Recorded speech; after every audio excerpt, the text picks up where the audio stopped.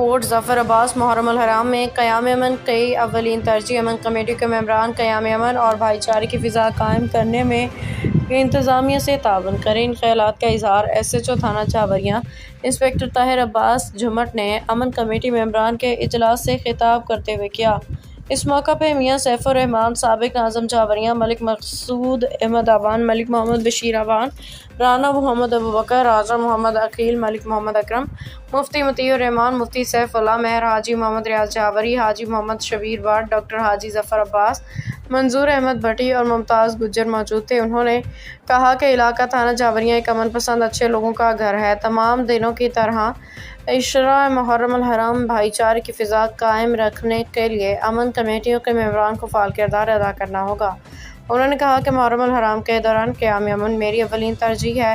Report ظفر عباس، تحصیل reporter Shahpur چاوریاں۔ ایسا کوئی ایسا چیز نہیں عمر دیونی جس وجہ تو کوئی ساڈا نقص امن کا خطرہ ہوئے یا کوئی معاملہ ایسا بگڑ جاوے۔ اگر خدا نہ خواستہ کوئی ایسی گل ہوندی ہے، کیونکہ انسان ہے نا، کوئی بھی مسئلہ کسی کو چبل واگ سکتی ہے، تو بالکل ساڈے اسی رل مل کے ساڈے نوٹس ہی چاہیے، جے تواڈے نوٹس ہی چاہیے تو میں دس لیڑا ہے، میرے نوٹس ہی چاہیے تو میں تمہیں ضرور زحمت دیساں اے رل مل کے جڑا ساڈا امن کوئی خراب کردا پیا سی اودی اصلاح کر لویے۔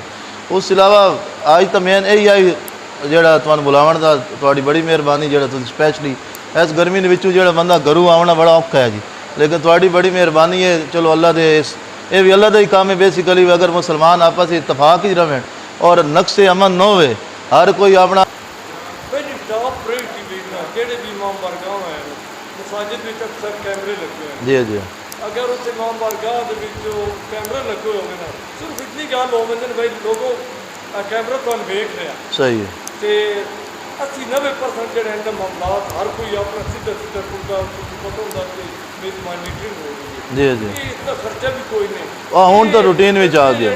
سارے امام بارگاہ اللہ دی محنت کرو، جی مساجد اللہ دی